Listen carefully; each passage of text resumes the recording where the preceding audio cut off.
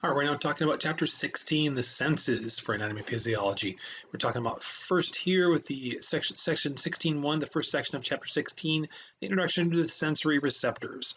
Learning objectives for this section, you should be able to describe the general function of sensory receptors as transducers, describe the general structure of a sensory receptor, and explain the significance of a receptive field, define a sensation, explain the various characteristics of a stimulus that sensory receptors provide to the CNS, identify and describe the three criteria used to classify receptors, classify the various types of sensory receptors based upon each of the three criteria. So with the general function of sensory receptors, now our sensory receptors, of course, provide information about the external and internal environment. They respond to a stimulus. Each type of receptor responds best to a type of stimulus. Example, light energy for the eye receptors, sound energy for the ear receptors. Transducers convert stimulus energy into electrical energy. Receptors have a resting membrane potential, RMP. Resting membranes have modality-gated channels that respond to their type of stimulus. Action potentials are conveyed to CNS for interpretation. And of course, that content I should note specifically, our first part, just the generalities about sensory receptors you should absolutely know for your exam. For the general structure of sensory receptors, they convey signals to the CNS by sensory neurons. The receptive field is the distribution area of the endings of a sensory neuron, and the smaller receptive fields allow for more precise stimulus localization. So we have a small receptive field in the hand, whereas like muscle at the back here is a large receptive field. As far as sensory information provided by the sensory receptors, sensation is once again a stimulus where in this case, sensation we're consciously aware of. To enter consciousness, signals must reach the cerebral cortex in order to have a state of consciousness about that sensation, about that stimulus.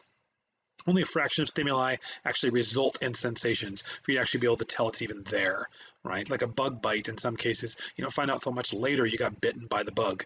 The sensation may not be immediate, it may be something later in order for it to actually reach the cerebral cortex. A lot of sensory input goes to other areas of the brain. Blood pressure signals are relayed to the brainstem where responses are initiated without conscious awareness. You definitely want to be aware of every single time blood pressure changes. Receptors provide CNS information about the stimulus modality, its location, its intensity, and its duration. For modality is basically the type of stimulus based on labeled line.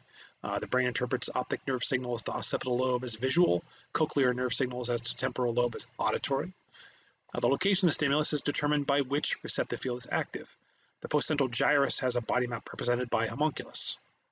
The intensity of the stimulus is determined by frequency of nerve signals to the CNS. Stronger stimuli could cause more neurons to fire and cause the sensitive neurons to fire more frequently. As far as receptor adaptation, it helps determine our stimulus duration. Adaptation provides decreased sensitivity to continuous stimulus. Tonic receptors show limited adaptation. They respond continuously, like head position receptors in the inner ear or all pain receptors. They have limited adaptation. They respond continuously. Phasic receptors adapt rapidly, only respond to new stimuli. They have pressure receptors as an example. Now, sensory receptor classification, they're categorized by distribution, by stimulus origin, and stimulus modality, and their categorization is by receptor distribution. You need to know this about the general sense and the special sense receptors for your exam. The general sense receptors, they're simple structures. They're distributed throughout the body. The somatic sensory receptors are tactile receptors of skin and mucous membranes, proprioceptors of joints, muscles, and tendons. Some people say proprioceptors, but proprioceptors is also reasonable. Visceral sensory receptors are found in the walls of internal organs. They monitor the stretch, chemical environment, and temperature and pain. The special sense receptors are specialized receptors in the complex sense organs of the head, the complex sense organs of the head. Those are 5 special senses, which you need to know for your exam. Olfaction, gustation, olfaction, not old-fashioned, olfaction, gustation, vision, audition, and equilibrium. You'd also need to know for your exam the categorization by stimulus origin. The exteroreceptors, which detect stimuli from the external environment, skin and mucous membranes, special sense receptors, know which are examples of each of these as well. Interoreceptors detect stimuli from internal organs. The visceral sensory receptors monitor internal environment. And proprioceptors detect body and limb movements. Somatosensory receptors of the muscles, tendons, and joints are examples there. And you will need the categorization by modality of stimulus as well, and the different 5 types here. The chemoreceptors, thermoreceptors, photoreceptors, mechanoreceptors, and nociceptors, as well as examples of each. The chemoreceptors detect chemicals dissolved in a fluid, chemo, right? Include receptors for the external environment, like the smell of food, or internal environment, like oxygen levels in the blood. Thermoreceptors detect changes in temperature. Receptors in the skin and the hypothalamus are included. The photoreceptors, of course, are more to do with vision, detecting changes in light, intensity, color, and movement in the retina of the eye. Mechanoreceptors detect distortion of cell membrane, more related to physical touch, pressure, vibration, and stretch receptors, giving us information here for senses. They function as baroreceptors, proprioceptors, or proprioceptors, tactile receptors, and specialized receptors in the inner ear. The nociceptors detect painful stimuli. Somatic nociceptors, which you should be able to differentiate between these two. Somatic nociceptors detecting chemical, heat, or mechanical damage to the body's surface or skeletal muscles. And the visceral nociceptors, of course, more toward the internal organ damage. So what did you learn?